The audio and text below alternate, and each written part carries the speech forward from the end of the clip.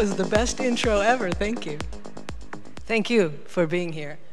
So as we heard Dr. Wong's amazing presentation, there are many levels of working with AI. There's the university level, the teacher's level, the student level. And I've been mostly working at the teacher's level with the faculty. I do work some with students, but mostly with the faculty. So I am at Santa Monica College in California. I am the co-chair of the Academic Senate AI Committee, I guess they called it, and I'm the faculty advisor to the Student AI Club. And let me tell you, I don't know about where you teach, but where I teach, the students are light years ahead of the faculty in their use of AI. It's amazing what these students are doing with it, and we need to catch up for sure. So I've presented at the moment by now to faculty at over 800 colleges around the world, and I've been doing this kind of presentation for about maybe like 13, 14 months now, and I've seen the type of questions change that faculty ask when I present. People will ask questions like, when I first started presenting, it was, of course, they were like, what is AI? Or what are the pros and cons? And why should we even pay attention to it? And then the questions morphed into, my students are cheating with AI. How can I stop them from cheating with AI? That was a big question for a while. And now the questions are more about how can I use AI? How can I make my life easier with AI? And I like those kind of questions because they're fun to try to answer. So I wrote this based on the questions that people were asking in the presentations that I gave in order to help them learn how to use AI as a teaching assistant. So this is where I'm coming from today, is what we'll talk about a little bit today. So I use ChatGPT, but there are many, many other large language models, and you can apply whatever I say here to your favorite one. I am not a coder, I'm not a programmer, I am not an AI expert. There are many AI experts in the room here.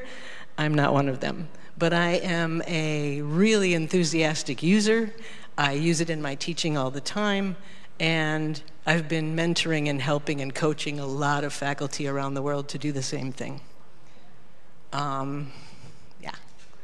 I do come from a technology background. I've only been teaching at the college level for the last like 10 years or so, but before that I was the associate partner of content strategy at a worldwide global consultancy. We had 63 of the Fortune 100 companies as our clients, and I was in charge of content strategy and creation team for that company. So we were working worldwide with online, internet, and AI before I came to education. In the work that we do, we have to take into consideration, and some of these things have already been addressed up here today, but every institution, department, discipline, specific individual, everybody's going to have their own set of rules and guidelines and take on artificial intelligence and how it should be used and what the policies are. And so it's very important that you consider your own situation when you're deciding how to use AI in your teaching and what to use. And everything that you do has to be individual to you, and that's very important. And as we were introduced earlier, there are clearly accuracy and hallucination issues with AI, and we'll need to be aware of those. And always verify everything that you find with AI or that you create with AI before you share it with anyone. Of course, there's accessibility issues, bias issues, academic integrity issues, and we can look more into those a little later today. I'm assuming that when you use AI, you may not get what you want the first time out, and you'll have to iterate your query and change your query, and that's normal. It's perfectly customary to do that, and a lot of faculty that I talk to say, oh, I tried to use it and it didn't give me what I wanted, and they concluded that that meant there was a problem with the AI, but really the issue was the query, the wording of the query. And so learning to word your queries appropriately, the prompt engineering involved, is actually part of the fun. It's part of the learning experience. So just one example. I know that we're short on time today for this keynote, so we're going to just one short example. I worked with one professor who was having issues with group assignments. She would give group assignments to a lot of people, but there was always complaints for how the, bless you, how the group would work together. The groups would get contentious between themselves and say, one person's doing all the work and that person's not doing their share of the work and all that. And so we suggested that they explore that possibility with ChatGPT. And the students now go to ChatGPT, they put in the assignment for the group, and they ask it for a suggested work plan. And it breaks down the list of tasks that are needed to complete the assignment, and then suggests that which group members do which job. And of course, the students themselves can change that work plan and decide whether or not to adopt it, but it made it much easier for them to share the work equitably in that group. And that's the kind of thing I'm talking about, just making the teaching part of it easier for everybody. So AI can help you in a lot of ways. It can help you develop new courses. It can help you brainstorm creative, engaging, effective assignments. It can refine and improve assignment descriptions and grading rubrics. I really like this one. If you ever get emails with questions from students who are asking questions about an assignment, they're asking clarification questions. If you're ever getting any of those can be a drain of your time and your energy to answer. And I know that whenever I get one of those questions from a student, I always go back in and modify the assignment so I never get that question again. But AI can help right up top eliminate those questions, or at least almost eliminate them. You show your assignment description to ChatGPT, right? And you ask it, if you were a student, what questions would you have about this assignment? And it's very helpful in that way. And then you can say, would you please rewrite this description for me so that it answers all of those questions?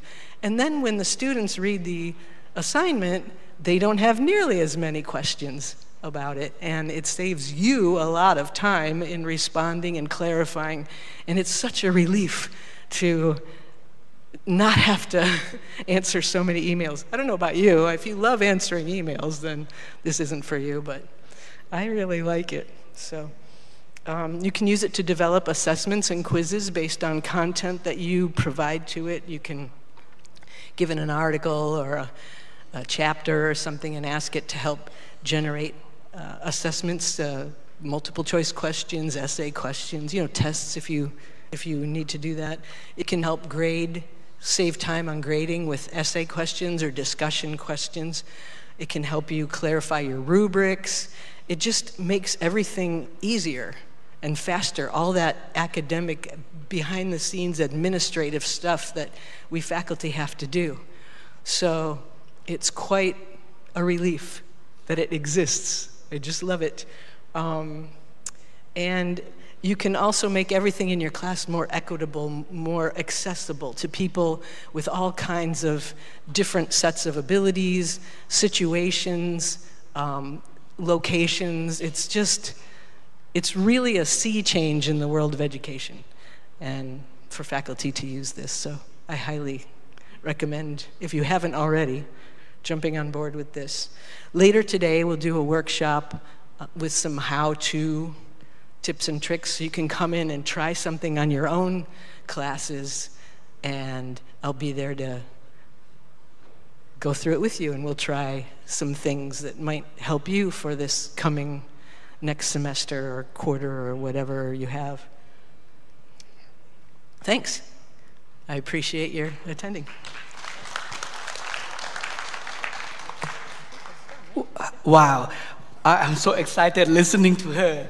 You know, we have real professors who really know how to utilize large language models such as ChatGPT for helping with teaching process. But Professor Lynn offers something more. She's gonna have workshop, and I have secret to tell you. Don't say this too loud, because this is exclusive for those on site only. Professor Lynn kindly shared with us 2 special gifts for any of you who ask her question right now. So this is the book that she showed on the screen before, How to Use ChatGPT and Other Language large language models as a teaching assistant. So, any question, please? And you're going to win this. So the first hand up is for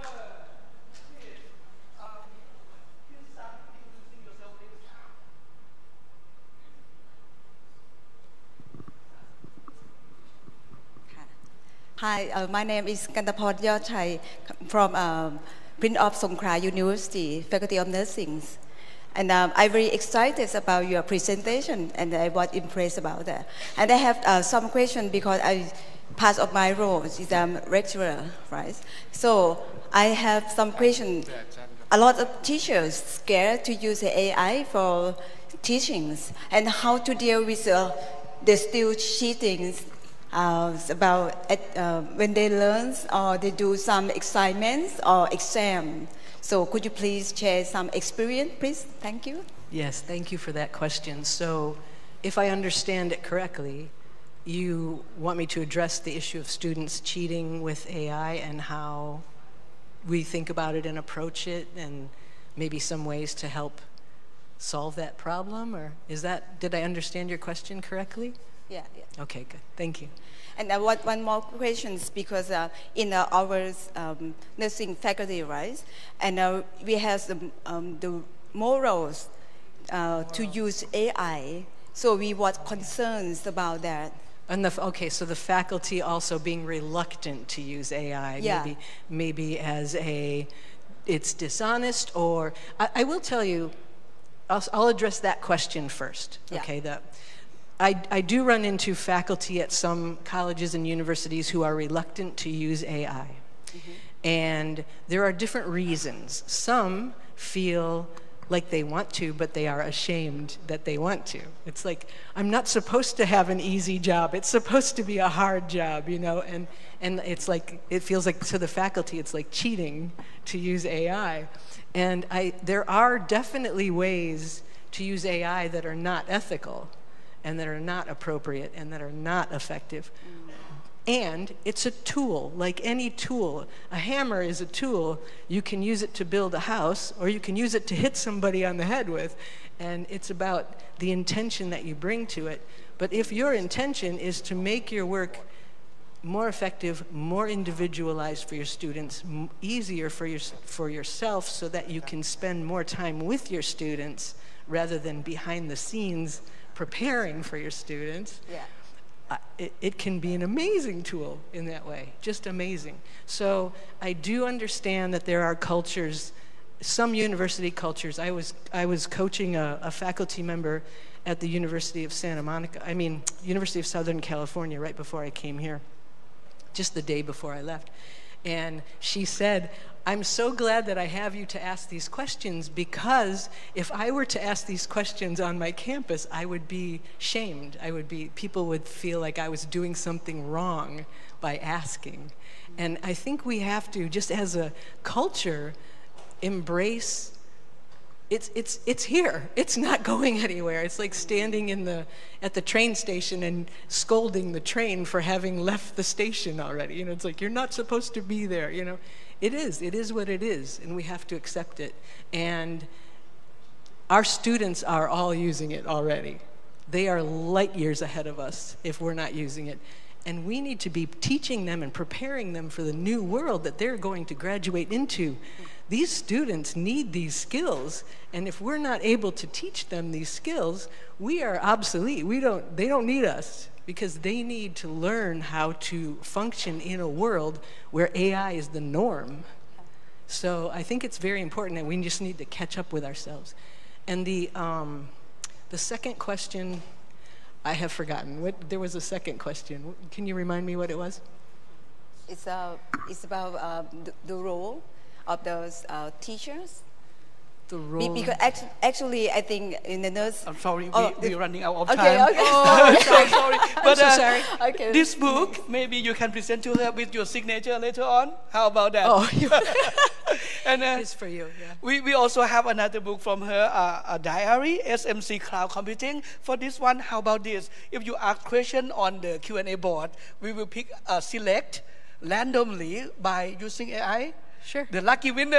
Oh, okay. Sounds So good. feel free to ask question or share your thoughts based on her talk, and then this could be yours. Okay. Thank you so much, Thank you. Professor Lynn. Thank you. Thank you so much.